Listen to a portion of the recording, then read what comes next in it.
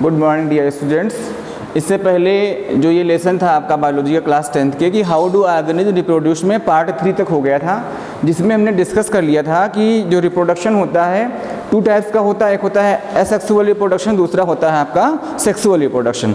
तो हमने sexual reproduction में जितने भी पार्ट्स थे, जो भी उसका डिवीजन था, उसके बारे में डिस्कस कर लिया है। अब हम बात करते हैं सेक्सुअल रिप्रोडक्शन की। ठीक है, तो जो सेक्सुअल रिप्रोडक्शन प्लांट्स में भी होता है और एनिमल में भी, दोनों में होता है। ठीक, सेक्सुअल रिप्रोडक्शन प्लांट में भी होता है और एनिमल में भी होता है। अब सेक्सुअल रिप्रोडक्शन में क्या है कि हम जानते हैं कि जो असेक्सुअल रिप्रोडक्शन होता है उसमें केवल हमको आवश्यकता होती है सिंगल पेरेंट्स की, जबकि सेक्सुअल रिप्रोडक्शन में हम जानते हैं कि हमको 2 पेरेंट्स की आवश्यकता होती है, यानी कि सेक्सुअल रिप्रोडक्शन में 2 पेरेंट्स हमारे इन्वॉल्व होते हैं। ठीक है, 1 मेल एंड 1 फीमेल। ठीक है, तो there are need 2 parents in sexual reproduction. ठीक है, तो अब जो ये सेक्सुअल रिप्रोडक्शन होता है, देखिए जो सेक्सुअल और एसेक्सुअल रिप्रोडक्शन होता है, तो सेक्सुअल रिप्रोडक्शन में डिवीजन देखते हैं कौन सा होता है। एक होता है आपका समसूत्री विभाजन, समसूत्री विभाजन, और दूसरा आपका होता है अर्धसूत्री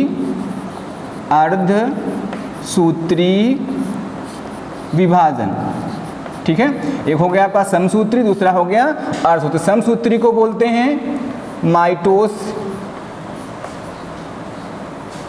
माइटोसिस डिवीजन, और अर्ध को बोलते हैं मियोसिस डिवीजन। ठीक है, तो समसूत्री और अर्धसूत्री में क्या अंतर देखिए, जो सेक्सुअल रिप्रोडक्शन होता है इसमें आपका होता है अर्धसूत्री विभाजन। थोड़ा सा डिस्कस करेंगे इसमें हम कि समसूत्री विभाजन में क्या होता है कि अभी जो हमने ऐसे पहले सेक्सुअल रिप्रोडक्शन में बात की तो उसमें मोस्टली क्या होता है, समसूत्री विभाजन के द्वारा ही प्लांट्स का फॉर्मेशन होता है। ठीक है, उसमें समसूत्री विभाजन के द्वारा ही प्लांट का फॉर्मेशन होता है। लेकिन जो और जैसे हम लोगों की बॉडी होती है, हमारा केवल जनन अंग को छोड़ दिया जाए, हमारे जो जनन अंग हैं उनको छोड़ के हमारे पूरे बॉडी में क्या होता है, समसूत्री विभाजन ही होता है।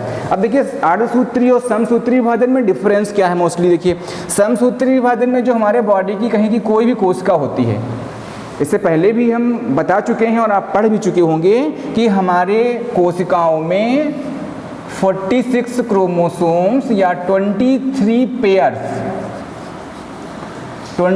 पेयर्स क्रोमोसोम्स हमारी कोशिकाओं में होते हैं।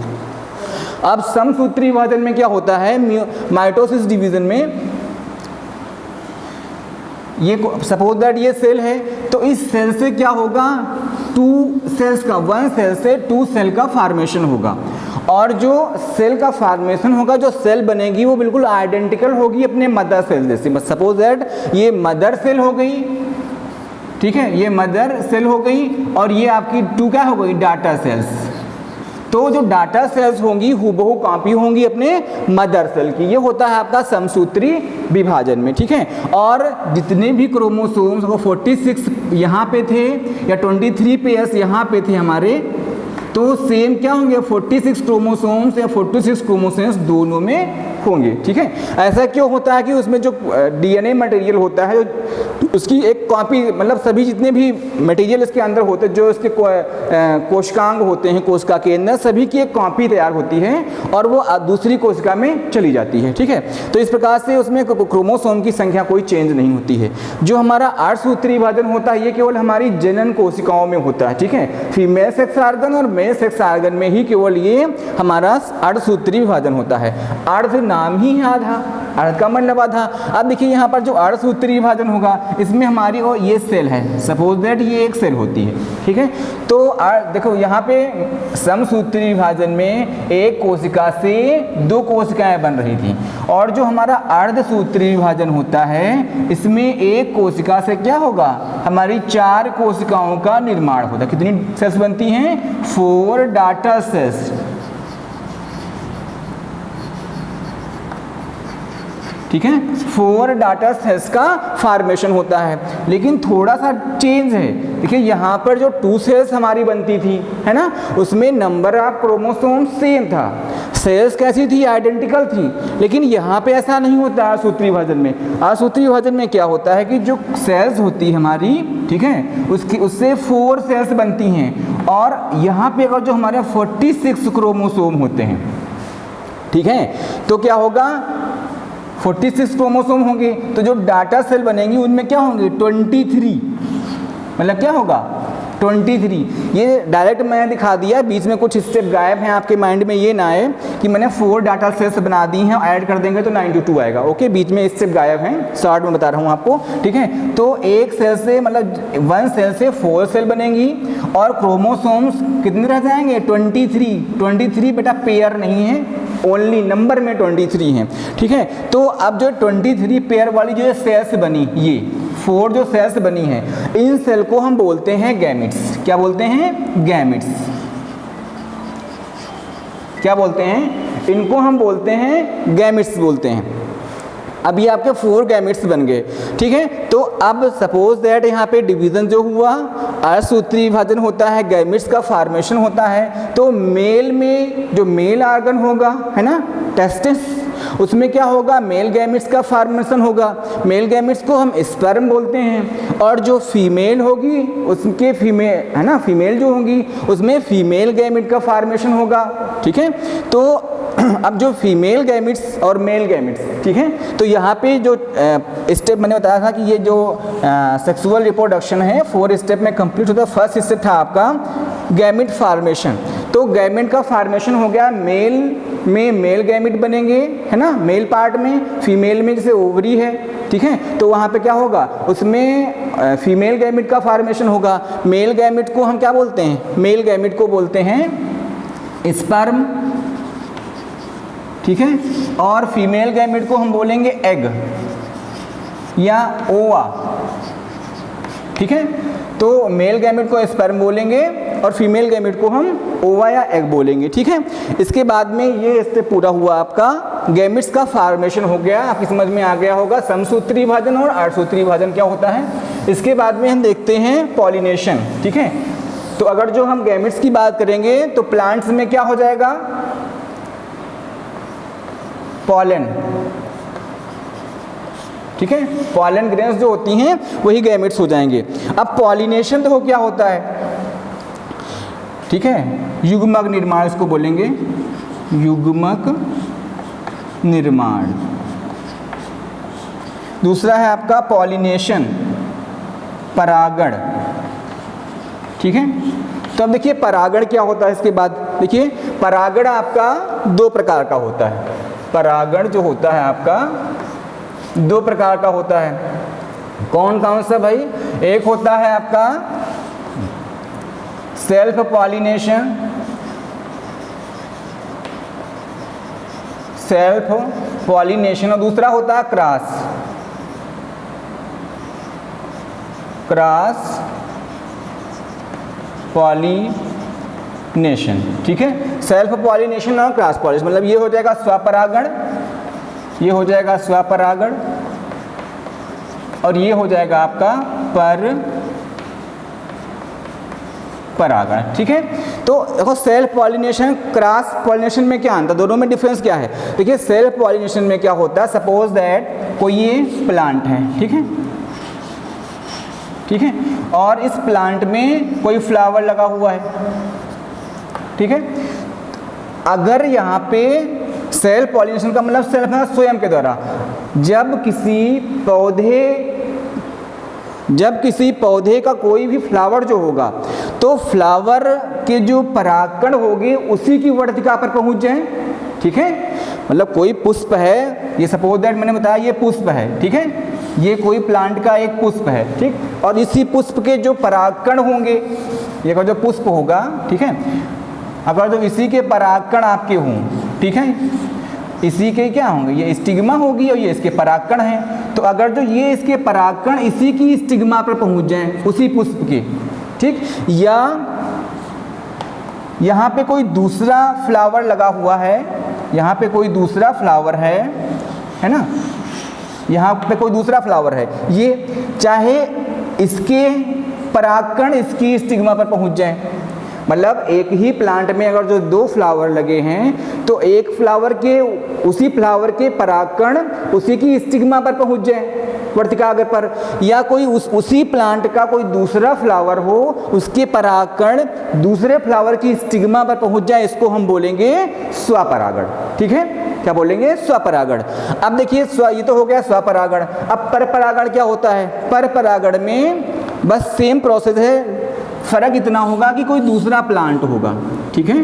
क्या फर्क होगा, कोई दूसरा प्लांट होगा, ये सेकेंड प्लांट है, ये फर्स्ट प्लांट। अगर तो यहाँ का कोई भी पॉलन ग्रेन्स दूसरे प्लांट के फ्लावर की स्टिग्मा पर पहुंच जाता है तो उसको हम बोलते हैं क्रॉस पॉलिनेशन। तो ये डिफरेंस हो गया सेल्फ पॉलिनेशन और क्रॉस पॉलिनेशन में, ठीक। मेरी समझ में आपकी आ गया होगा, ठीक है। स्वपरागण हो गया और परपरागण। तो जो स्वपरागण आपका होता है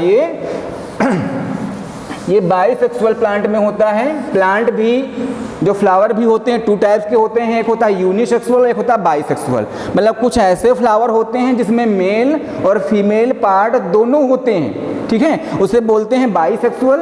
और कुछ प्लांट ऐसे होते हैं कि जिनमें केवल मेल पार्ट होता है या दूसरा प्लांट होगा उसमें फीमेल पार्ट होगा, तो ऐसे फ्लावर को बोलते हैं यूनिसेक्सुअल फ्लावर, ठीक है। इसके बाद में फर्टिलाइजेशन। अब देखो फर्टिलाइजेशन क्या होता है, परागण के बाद जो निषेचन की क्रिया होती है जहाँ पर मेल और फीमेल है ना, फर्टिलाइजेशन में क्या होता है, निषेचन बोलते हैं इसको, है ठीक। जैसे क्या होगा, मेल गैमिट, मेल और फीमेल गैमिट,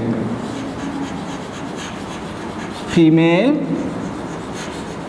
गैमिट्स।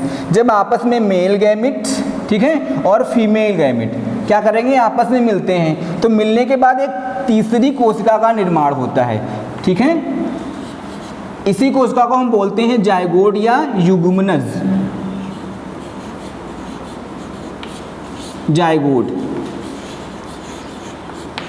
ठीक है। तो क्या होता है कि परागण के बाद निषेचन की क्रिया होती है। निषेचन में क्या होता है कि मेल से मेल गैमिट और फीमेल से फीमेल गैमिट आपस में मिलते हैं और इस मिलने की क्रिया को हम बोलते हैं निषेचन। और निषेचन के बाद में क्या होता है, युग्मनज, एक तीसरी कोशिका का निर्माण होता है जिसको हम जायगोट कहते हैं। और जायगोट ही आगे चल के एम्ब्रायो और बाद में एक सीड का फॉर्मेशन कर देता है या उसी से एक शिशु पौधे का निर्माण होता है, ठीक है। इसके बाद में सीड एंड फ्रूट फॉर्मेशन।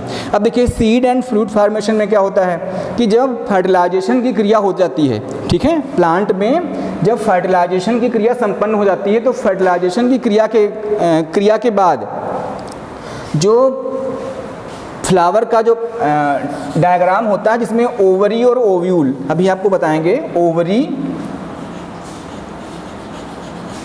और ओव्यूल, ठीक है। तो जो ओवरी होती है उससे फ्रूट का फॉर्मेशन होता है ओवरी से, और ओव्यूल से क्या होता है, सीड, ठीक है। कि जो ओवरी होती है उससे फ्रूट का फॉर्मेशन हो जाएगा और ओव्यूल से क्या होंगे, हमारे सीड का फॉर्मेशन हो जाएगा। तो एक बार रफ स्ट्रक्चर हम देख लेते हैं कि फ्लावर का।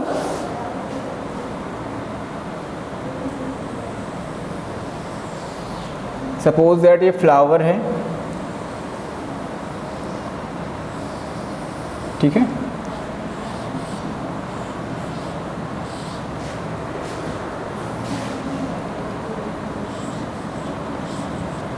ये आपके परागकण बोल देंगे इनको, ठीक है।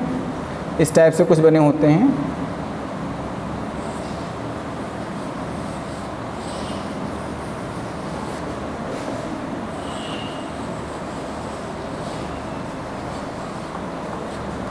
तो देखिए इसमें क्या होता है, ये आपके होते हैं सीपेल, ये आपके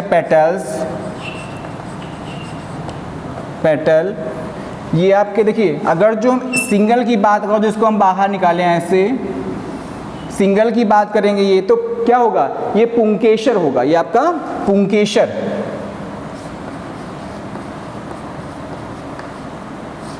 ठीक है।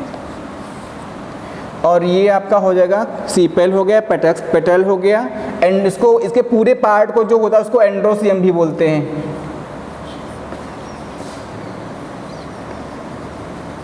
एंड्रोसियम। और जो फीमेल पार्ट आपका होता है, ठीक है, ये पूरा यहाँ से लेकर ये देखिए,